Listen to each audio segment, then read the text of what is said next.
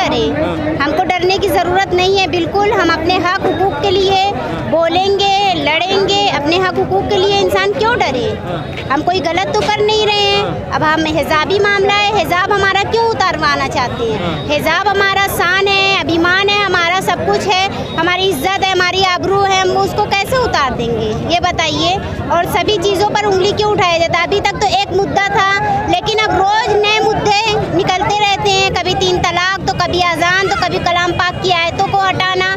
तो रोज़ मुद्दे क्यों निकलते हैं? लेकिन क्या मुसलमान इस बात को समझ पाएगा कि वाकई समाजवादी पार्टी के लिए जो बोला है ओवैसी साहब ने, उस पर अमल कर पाएगा मुसलमान? हाँ, क्यों करेंगे अमल तो करेंगे ना। अब धीरे धीरे होगा ना, क्योंकि देखिए 75 साल से हमारे पास कोई अपना झंडा नहीं था। अब हमारे पास झंडा है अपना, हमारा अपना लीडर है। तो समझने में टाइम तो लगेगा, लेकिन ये है कि एक दिन ऐसा होगा कि सिर्फ और सिर्फ मजलिस का ही झंडा लहरेगा। लोग कहते हैं कि ओवैसी साहब जो बाहर से आए हैं, बीजेपी की बी टीम कहा जाता है इनको। बी टीम क्यों कहा जाता है? बी टीम कहने की मतलब बी टीम वो नहीं है। ये बात सबके समझ में नहीं आएगी, क्योंकि सीधी सी बात है, जब इंसान बराबरी नहीं कर पाता है तो उसको बदनाम कर देता है। बदनाम में सबसे सस्ता दुनिया में इल्जाम है, किसी पर भी लगा दो। लोग कहते हैं कि समाजवादी पार्टी में है मुसलमानों का हित, समाजवादी पार्टी में है मुसलमानों का हित, सभी वोट देते हैं वहाँ पर वोट देते हैं ना। तो अभी तक 75 साल से हम लोग सभी को तो चुना, हम लोगों ने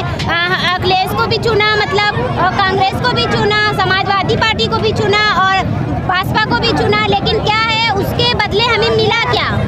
भुखमरी, बलात्कारी, बेरोजगारी। हमें रोजगार चाहिए, हमें लैपटॉप नहीं चाहिए, 5 किलो 6 किलो चावल और दाल नहीं चाहिए। हमको रोजगार चाहिए। हमको क्या कहते हैं, समझने वाला चाहिए। और क्या कहते हैं, ये चाहिए कि हमारा स्कूल होना चाहिए, हॉस्पिटल होना चाहिए, हमारे बच्चे अच्छे स्कूल में, हमारे गरीबी के लिए हमारे बच्चे अच्छे स्कूल में पढ़ नहीं पाते, तो हमें स्कूल दें।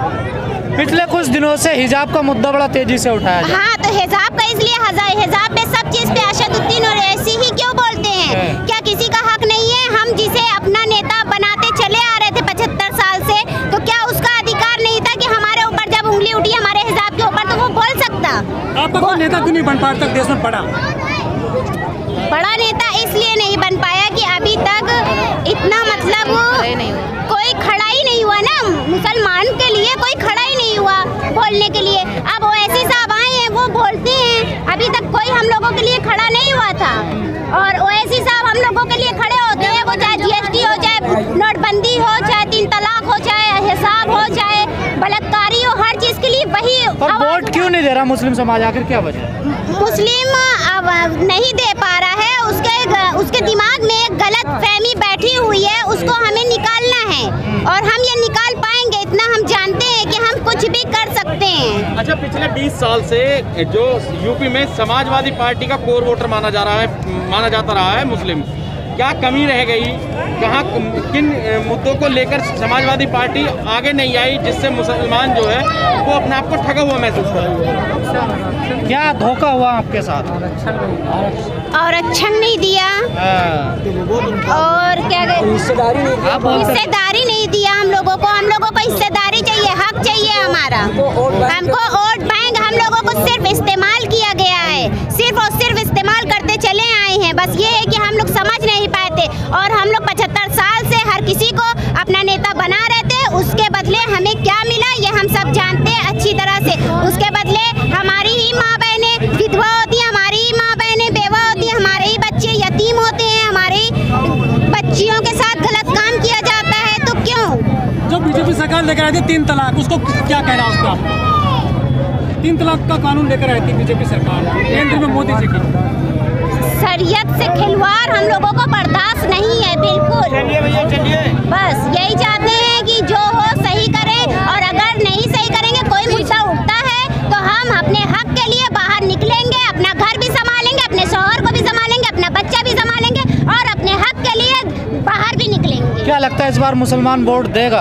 हाँ, बिल्कुल देगा, क्यों नहीं देगा। हमारी जीत यहाँ से पक्की है, हम समझ रहे हैं, हमारी जीत यहाँ से पक्की है।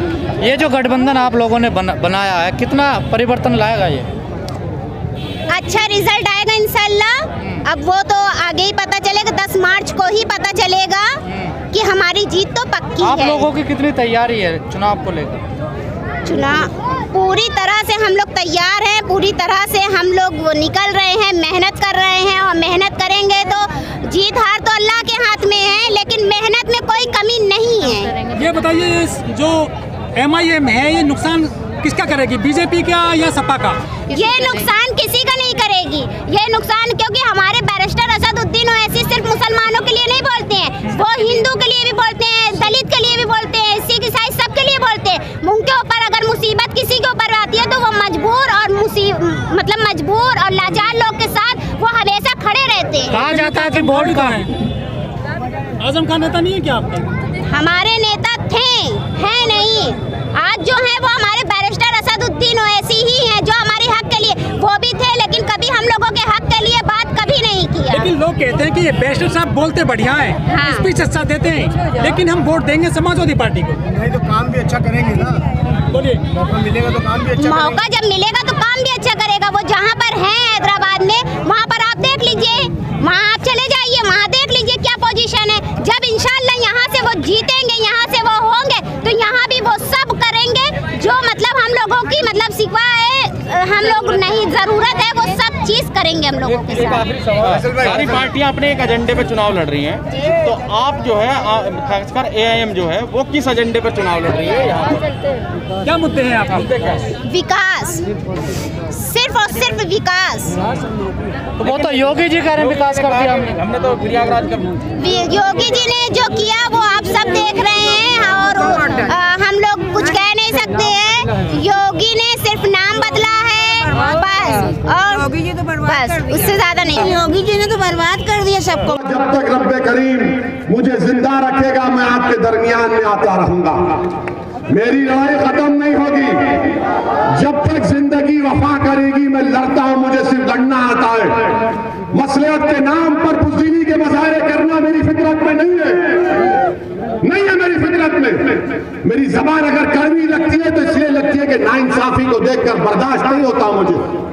मेरे अजीज दोस्तों और बुजुर्गों, मेरी इज्जतदार माँ और बहनों, आप एक होकर अपना एक अकाउंट मजलिस के उम्मीदवार पतन के निशान पर बटन दबाकर कामयाब करें। उत्तरी से हमारे MIM के एक और प्रत्याशी मोहम्मद अली साहब, उनका भी इंतखाबी निशान पतंग का है, उनको वोट डालिए।